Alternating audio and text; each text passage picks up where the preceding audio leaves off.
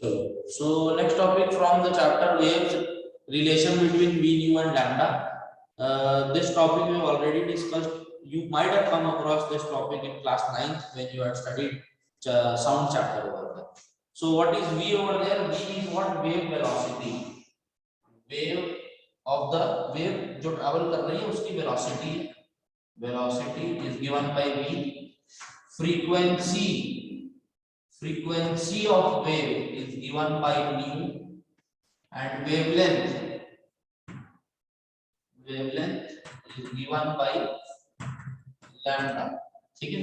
So wave velocity is the velocity with which the wave travels. Wave velocity should be equals to what? If it is a uniform motion over there, if you are considering the wave to be traveling with uniform velocity, wave velocity is equals to क्या है? Distance traveled upon time. एक complete oscillation में जितना distance एक wave travel करता है उसको हम क्या बोलेंगे? 2 पाई. ठीक है. या basically the particle is travelling with the distance by 2 pi. Also it can be taken as एक ऑसिलेशन में पार्टिकल इतना डिस्टेंस ट्रैवल करता है 2 pi by t.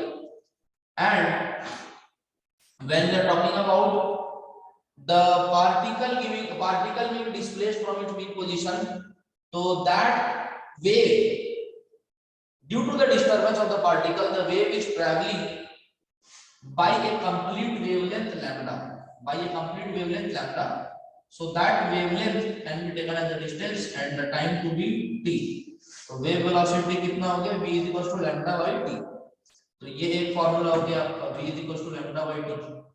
Now since nu, that is frequency of the wave, is the reciprocal of its time period, so we can also write this equation as v is equals to 1 by t can be written as nu and times lambda.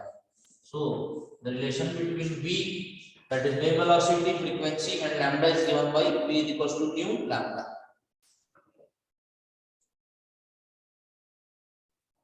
Now the speed of the wave traveling in the medium was given by the formula v is equals to nu lambda. ये तो हमने देखा. ठीक है.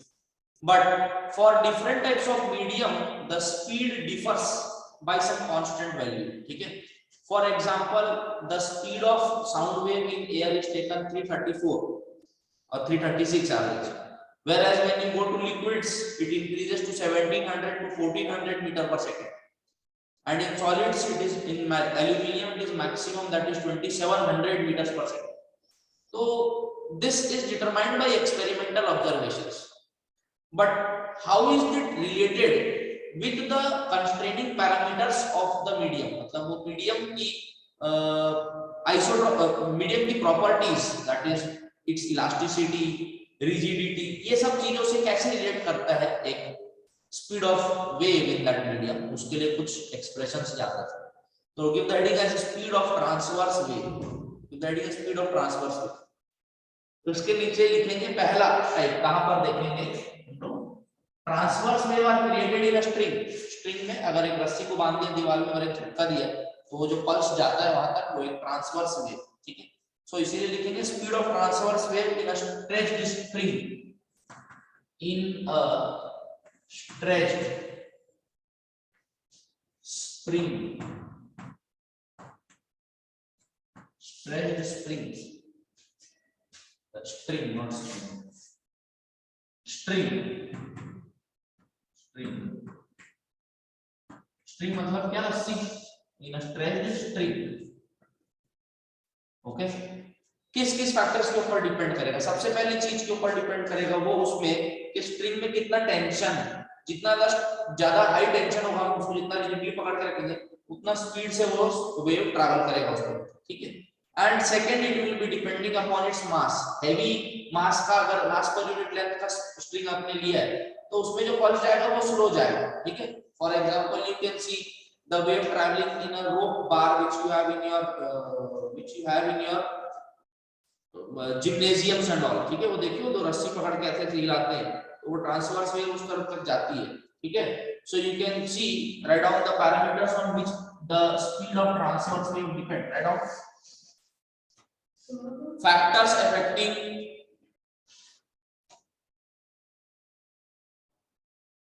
नीचे लिखेंगे speed of transverse wave in a stretched string depends on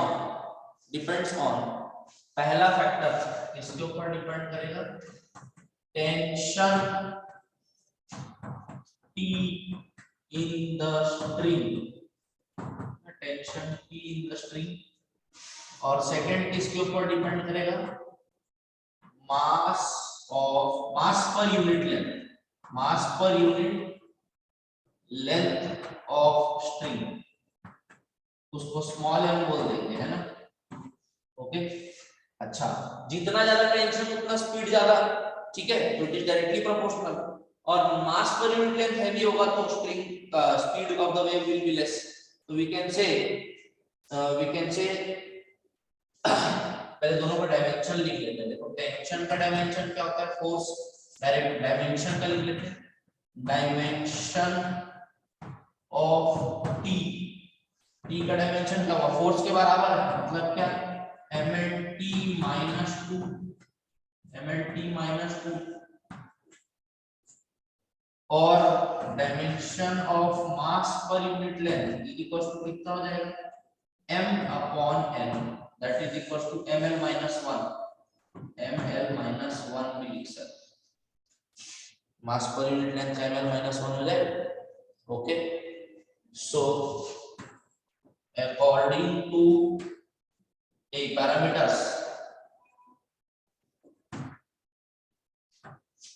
V is directly proportional to tension upon mass, tension upon mass होगा, dimensions put करेंगे, dimensions of V is equals to कितना हो जाएगा mlt minus 2 upon ml minus 1 mm हो जाएगा cancel out, l square t minus 2 बच जाएगा, ठीक है, ठीक है। तो डायमेंशन ऑफ v कितना हो जाएगा l square t minus 2 l square। Okay sorry, ये तो डायमेंशन डिराइव किया हमने v के लिए, बट यहां से देखो स्पीड ऑफ द वेव और डायरेक्टली प्रोपोर्शनल टू टेंशन है, इनवर्सली प्रोपोर्शनल टू है, उसी को हम लोग यहां पर लिख रहे हैं कि डायमेंशन क्या है उसका l स्क्वायर और t माइनस है, ठीक है। So from there we can insert an under root over there, therefore v is directly proportional to under root t by l। देखो दिख रहा है दोनों में क्या आ रहा है, स्क्वायर आ रहा है, ओके, दोनों में I am getting l square t minus 2। So l किसके ऊपर डिपेंड कर रहा है भैया, मास पर यूनिट लेंथ के ऊपर, कहां से आया, और T tension that is the time over there, ठीक है। So from here we can say after determination of dimension analysis speed is directly proportional to tension and inversely proportional to mass. और जैसे ही हम यहाँ पर प्रोपोर्शनलिटी सिंबल हटाते हैं तो यहाँ पर कांस्टेंट इंट्रोड्यूस होता है c root over t by m। अब for air and a can say वो इलास्टिक, the string is called as inelastic, वो स्ट्रिंग को हम क्या लेते हैं, इलास्टिक लेते हैं। So for air and inelastic string c is equals to होता है 1, तो फॉर्मूला क्या आ गया, v is equals to root over t by m। ये फॉर्मूला याद रखना है आपको, इसके लिए speed of transverse wave in A stretched string के लिए v is equals to root over t by m। next we have to see how does a transverse wave travel in a solid में speed of transverse wave कितना हो, ठीक है, किन किन parameters के ऊपर डिपेंड करता है लिखेंगे। In solids the speed of transverse wave depends on, फिर से वही आएगा, पहला देखो टेंशन था वहां पर स्ट्रिंग के लिए, यहां पर क्या है elasticity of the medium, elasticity of medium कैसे डिपेंड करता है ये भी लिख लेना, speed will be directly proportional to its elasticity E, ठीक है। इलास्टिसिटी ऑफ द मीडियम अगर E लिया है तो इलास्टिसिटी को क्या लिया है भाई, ईटा से डिनोट करो, ईटा से, eta E. Speed will be directly proportional to elasticity of the medium. Obvious सी बात है, देखो एयर से ज्यादा इलास्टिक वाटर होता है, वाटर से ज्यादा इलास्टिक सॉलिड होता है, तो ज्यादा स्पीड किसमें होती है? Increasing order of the density और इलास्टिसिटी. तो solids maximum speed and air minimum speed comparably. ठीक है.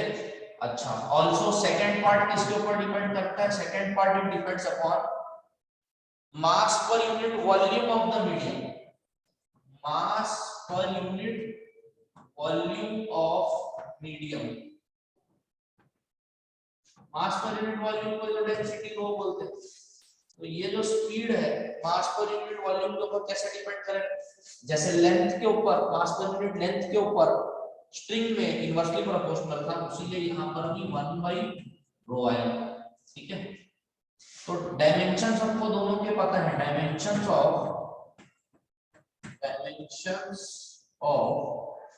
ईटा. ईटा क्या है? Modulus of elasticity. Modulus of elasticity का डायमेंशन था ml -1 d -2 और रो का डायमेंशन होता है क्या? मास पर यूनिट वॉल्यूम वाले से मास एंड L -3. ये आ जाएगा. इन दोनों का रेशियो निकाल लो. ठीक है. रेशियो ऑफ क्या निकालना है? Eta by rho. Ratio of eta by rho is equal to कितना हो जाएगा? mm कैंसिल आउट हो जाएगा, बचेगा कितना? L -1 सॉरी L1 बचेगा. ये ऊपर जाएगा तो 1 की बचेगा 2 बचेगा. तो L2t -2 बचेगा क्या? हाँ, L2t -2 बचेगा. ठीक है. ये हो रहा है. ओके. और वेलोसिटी का डायमेंशन क्या होता है? Also dimension of v, dimension of v is equal to lt -1. देखो ये भी वेलोसिटी का एक्सप्रेशन है जो हमने यहाँ पर देखा ईटा बाई रो करके. तो उसका डायमेंशन क्या है? L2 t -2. और वेलोसिटी का डायमेंशन एक्चुअली क्या होता है? lt -1. तो यहाँ से देखो क्या हो रहा है, अगर इन दोनों को हम लोग इक्वेट करते हैं तो बेसिकली v क्या है? Square of eta by rho है. ठीक है. So from the above two equations लिखेंगे. From the above two equations we can correlate.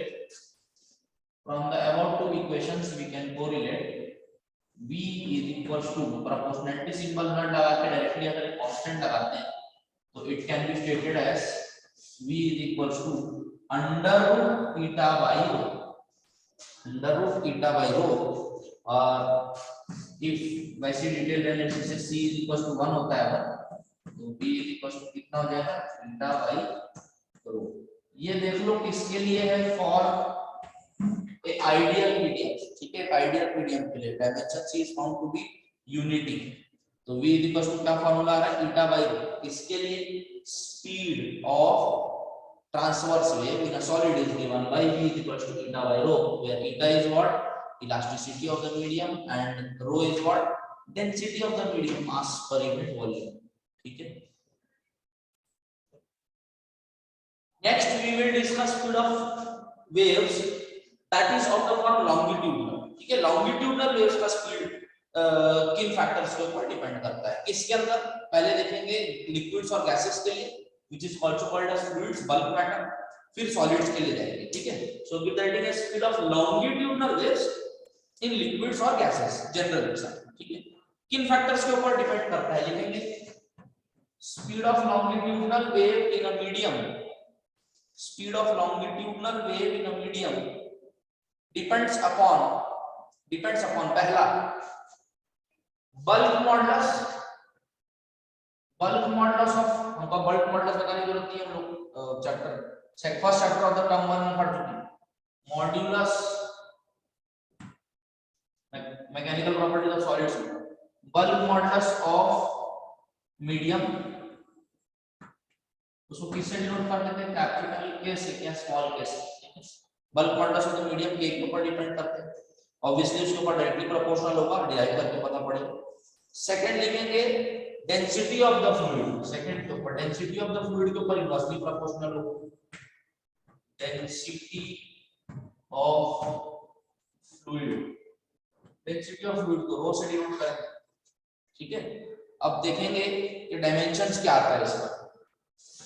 Ratio of dimension equals to k by rho, dimensions k by rho का dimension निकालना है।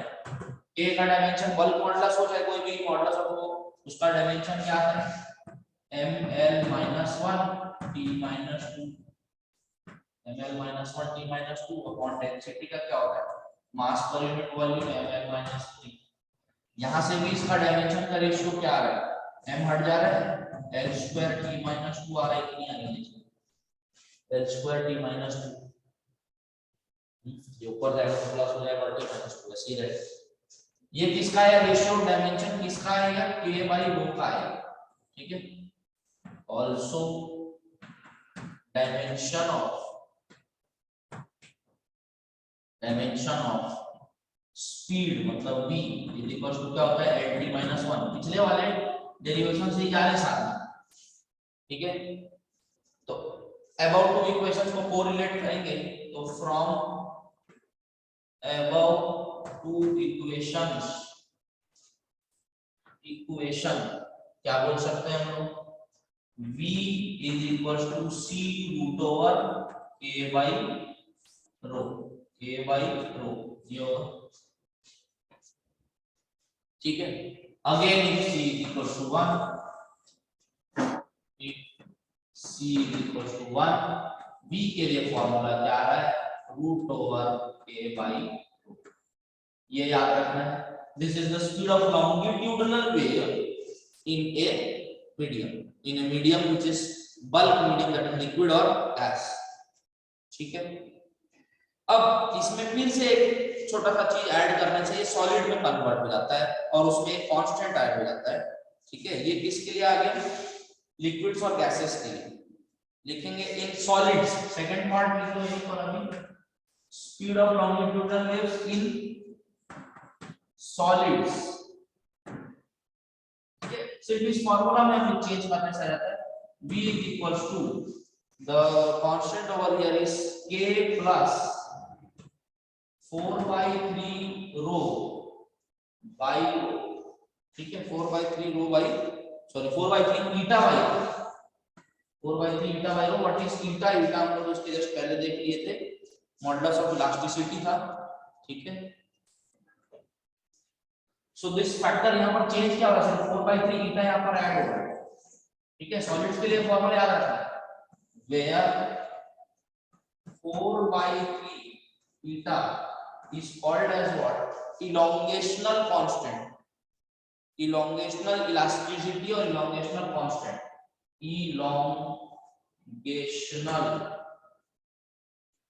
elongational elasticity,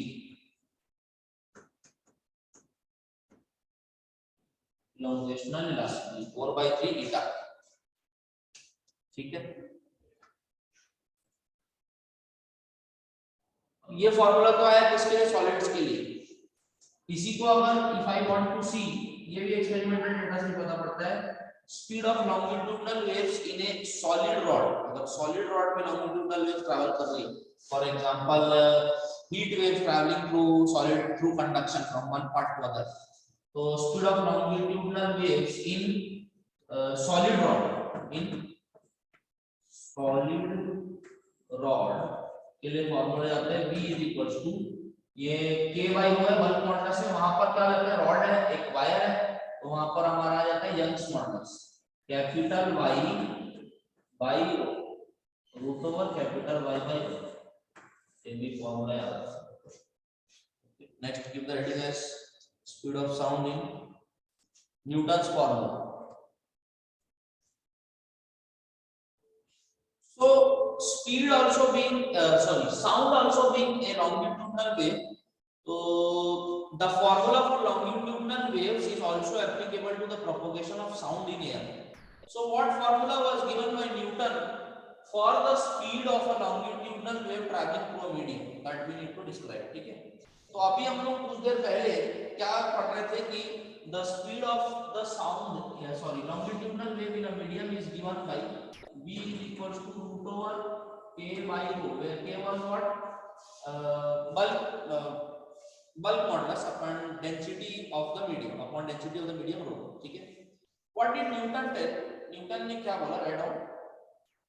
Newton gave the expression for speed of sound in the air या gas or gas, and assumed that sound waves travel in an isothermal condition. Isothermal का मतलब क्या है? Constant temperature. ठीक है, आइसोथर्मल कंडीशन. तो formula को मैं अकॉर्डिंग टू न्यूटन कैसे लिखूंगा? v equals to root over k isothermal means iso upon rho, ये लिखूंगा. ये न्यूटन ने बोला कि medium property of bulk, k क्या है? बल्क मॉडुलस है. ठीक है, k क्या है? बल्क मॉडुलस है. तो आपका वैल्यू कितना आ जाएगा? That will be equals to k isothermal upon rho. ठीक है. अब for an isothermal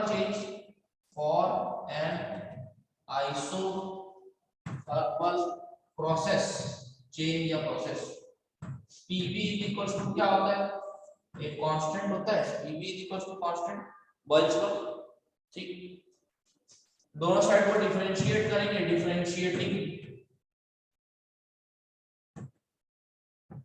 differentiating both side. Constant का डिफरेंशिएशन क्या होता है? 0. First into differentiation of second product rule p into dv by इसके रिस्पेक्ट में डिफरेंशिएट करेंगे. p into dv basically this जो वेरिएबल उसी के रिस्पेक्ट में differentiation plus second into differentiation of first v dp is equal to constant का differentiation कितना हो जाएगा? 0. ये होगा. यहां से p dv is equal to minus v dp लिख सकते हैं. ठीक है, minus v dp. Now solve for p from here. p is equals to minus v dp by p. ये होगा dp by p और v dp by dv, not p. ये dv जाएगा dv. ओके, ये लिख सकते हैं हम लोग. From here dp can also in place we can arrange this as p is equals to dp by we can write it as dv by dp dv by v ऐसे लिख सकते हैं. तो ये माइनस हो रहा है, dp को वहीं छोड़ दिया, v को नीचे ले गए माइनस के पास. ठीक है, so it can also be written as dv by v. इस इक्वेशन से ही देखो, यहां से सॉल्व करो. ठीक है, तो dp by dv by v. Okay, now what is p dp? What is p? Volumetric stress. Correct और नॉट? स्ट्रेस का मतलब क्या है? Force acting from all sides. तो in place of dp can't I write down volume stress, volumetric stress upon what is dv by v? Change in volume per unit volume. तो उसको volume strain बोलेंगे, volumetric strain. तो stress upon strain का ratio क्या होता है? k होता है. ठीक है, और इस k को क्या बोलेंगे? हमने प्रोसेस माना था आइसोथर्मल. तो pressure over here is equal to k isothermal. तो k आइसोथर्मल की जगह पर मैं p लिख सकता हूं यहां पर. Therefore speed is equal to root over p by rho. ये इक्वेशन दिया किसने? न्यूटन. ठीक है, k आइसोथर्मल p बोल रहा तो यहां पर रिप्लेस कर दो.